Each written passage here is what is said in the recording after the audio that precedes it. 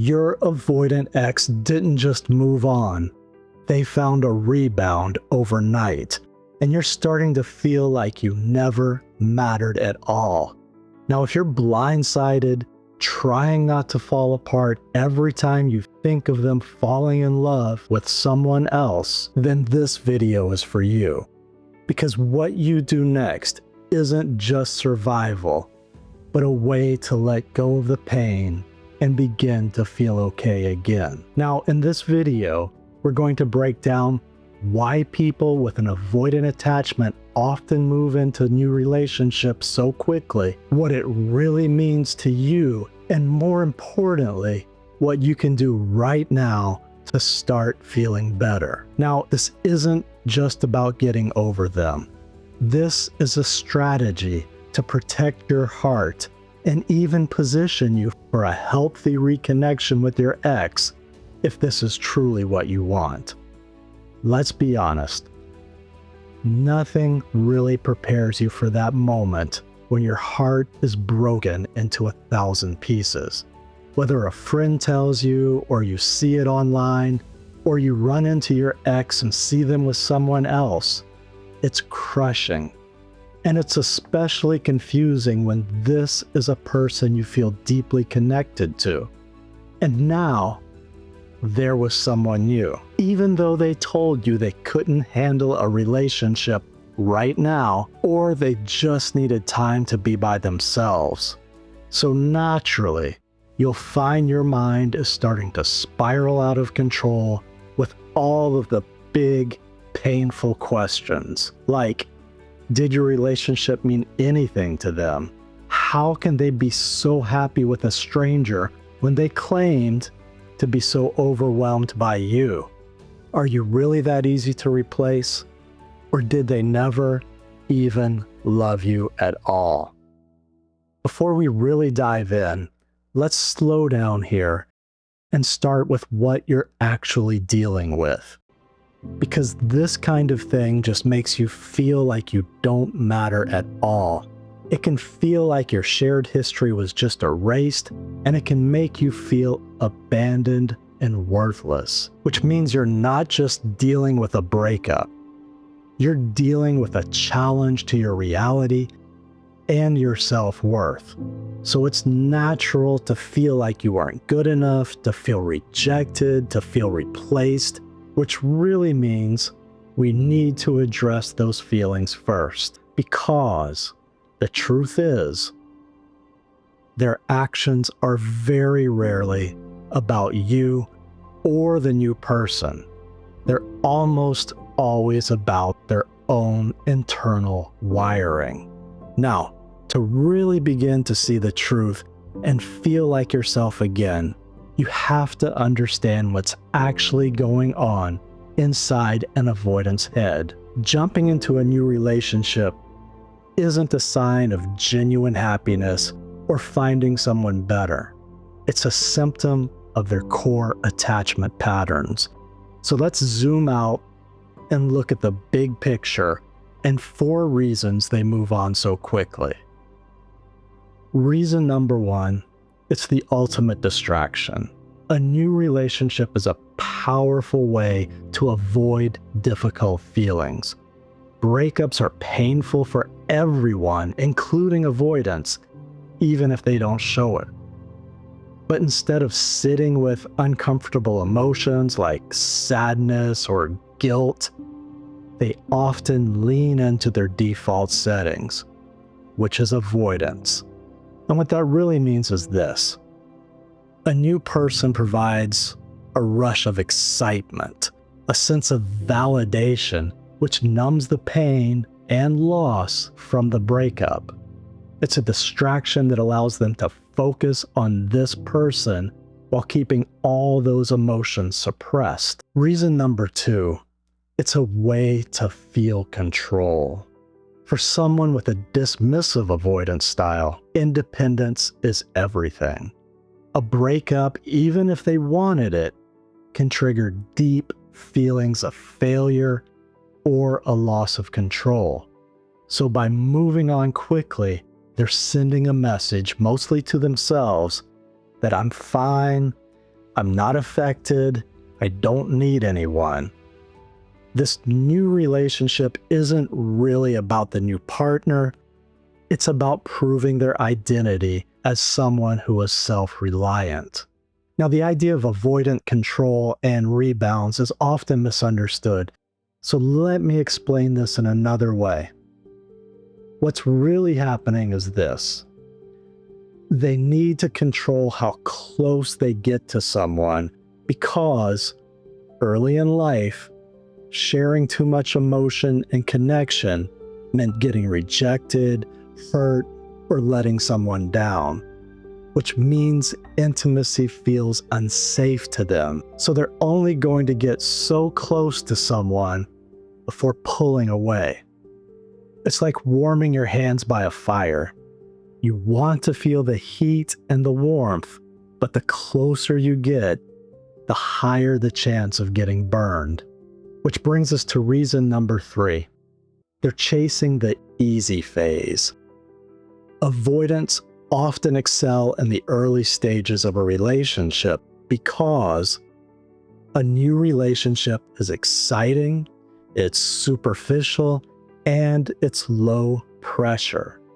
The new person doesn't know their history or their triggers for pulling away, and so for the avoidant, this feels like a clean slate, a chance to feel connected without the pressure of emotional demands. Those same demands that may have overwhelmed them before are not there with the rebound. The problem is, it's an illusion. As soon as the new relationship starts to move towards a deeper intimacy, the same fears and deactivating patterns are very likely to surface again. And last of all, reason number 4, it's their way of feeling safe. Now, on the outside, it may look like a personal rejection of you, but it's not. It's about managing emotions that once felt too painful or unsafe to face. And the reason we know that is because for avoidantly attached people, sitting with loss, sadness, or guilt can stir up something much deeper than the breakup itself.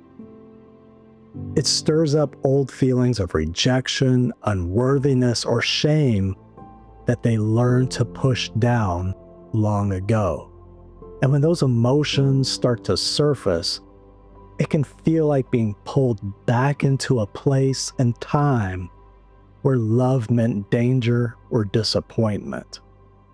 Which obviously means that keeping busy, moving on quickly, or jumping into a rebound isn't just avoidance. It's their way of suppressing feelings that once felt too big to handle. And what that means to you is this.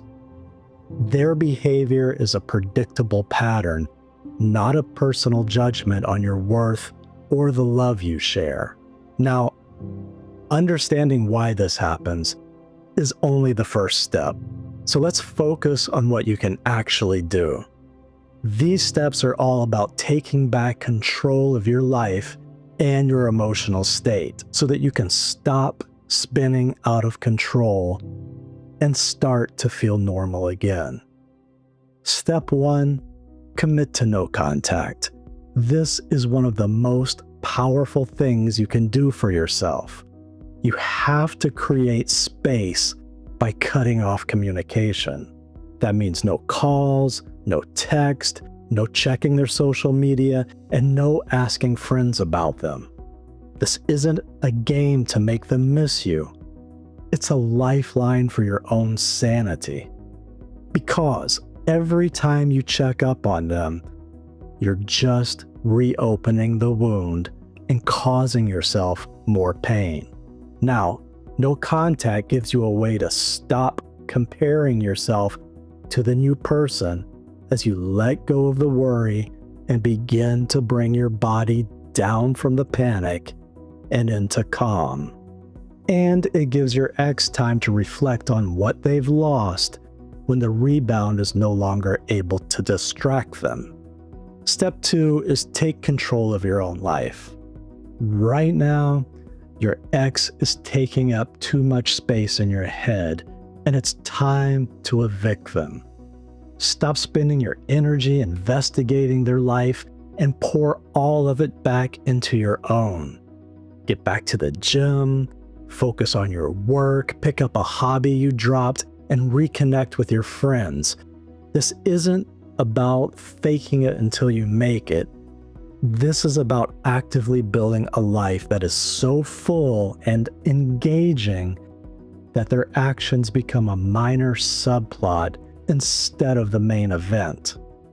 Your growth and focusing on the things that truly make you happy is what makes you feel like yourself again, not your fixation on them. Step 3, understand the rebound's likely lifespan. Rebound relationships that start as a form of avoidance often face serious challenges. They are a quick fix, not a long-term solution. And what that means to you is this: the same issues that came up in your relationship will almost certainly surface in the new one. Once the honeymoon phase fades and real intimacy is required, the avoidant partner will likely start to feel trapped and then pull away. The critical thing to understand here is this: for many avoidants, rebounds have become their method of suppressing emotions. But they could have just as easily fallen into other methods like becoming a workaholic or an exercise junkie. There's very little difference. It's all about avoiding a deeper pain that happened long before you were in the picture. Now, as you're beginning to understand that, you might realize that what you're seeing is probably a temporary situation, not the perfect happily ever after you once thought. Now, that brings us to step 4, and this is the most critical mental shift that you can make. If you leave with just one practical step, let it be this: the most critical mental shift you can make is to change from a waiting to a building mindset. And what I mean by that is this: if you're doing all this work with the secret hope of getting them back, then you're still in a state of waiting. Waiting for them to realize what they've lost, waiting for their rebound to crash, waiting for things to go back to how they were. And what I need you to do right now is to stop waiting and instead adopt a building mindset. Go no contact and start building a stronger, more secure you. Build a life that you love with or without them, because when you operate from this place of genuine self-worth, you find yourself becoming more secure, you find yourself becoming more at ease, and you find yourself becoming much, much happier, to the point where if they do decide to reconnect down the line, you'll be able to approach it from a place of strength, not pain and desperation. The goal is to get to a point where when they return, and if they've changed, then it would be a nice surprise, not a desperate need. I know this is a tough journey, and it can force you to challenge some of your deepest fears.